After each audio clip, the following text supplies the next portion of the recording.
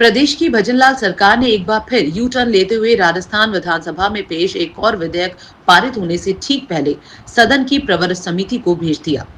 सरकार ने आज ही राजस्थान भू राजस्व संशोधन और विधि मान्यकरण बिल सदन में पेश किया था। आम जनता को ध्यान में नहीं रखते हुए अपने चहेते लोगों को फायदा देने के लिए, और मैं तो देख रहा हूं पहला जो बिल आया आज का वो भी कुछ लोगों को फायदा देने के लिए था, और दूसरा जो बिल आया है ये भी कुछ लोगों को फायदा देने के लिए। राजस्थान की जनता का कहां हित हो रहा है वो बात मैं सरकार से पूछना चाहता हूं, इस बिल के अंदर चाहता हूं।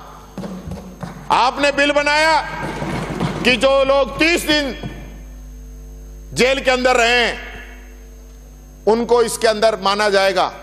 एक माननीय सदस्य ने तो इसमें संशोधन ही दे दिया कि सब जो एक दिन गए उसी को मान लो। अरे भाई, कोई घंटे 2 घंटे गए उसको भी मान लो, फिर तो ये कोई बात नहीं होती। आज बाबा साहब अंबेडकर के बनाए हुए संविधान ने, इस लोकतंत्र ने इस सदन को जो ताकत दी है उस ताकत का सदुपयोग होना चाहिए, दुरुपयोग नहीं होना चाहिए। यह अपील मैं आप लोगों से करना चाहूंगा।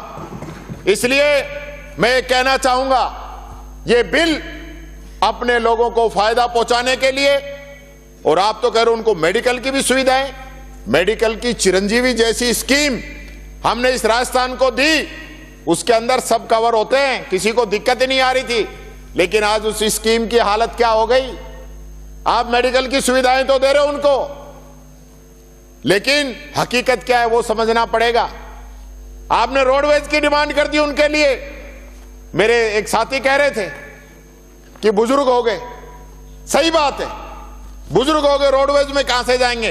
पर सुबह मैं देख रहा था माननीय मंत्री जी, वो भी हताश थे कि 1.25 साल में एक बस खरीद नहीं पाए, तो रोडवेज के पास हम देंगे तो किस काम आएंगे।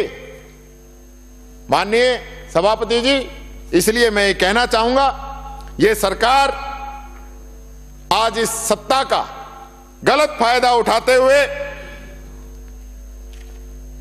इस बिल को पास करा रही है, क्योंकि बहुमत है।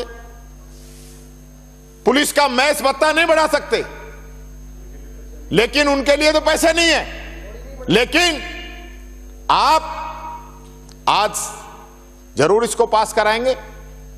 मैं ये कहना चाहूंगा कि इस बिल को जनमत जानने के लिए भेजा जाए, ताकि जनता की आवाज भी जुड़ के आ जाएगी कि राजस्थान की जनता क्या चाहती है। यही बात कहता हूं, अपनी वाणी को विराम देता हूं।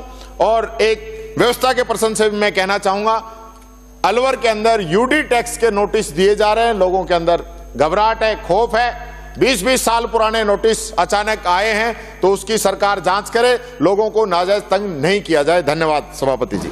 श्री गोपाल शर्मा विधेयक को प्रवर समिति को निर्दिष्ट करने का संशोधन प्रस्ताव प्रस्तुत करें।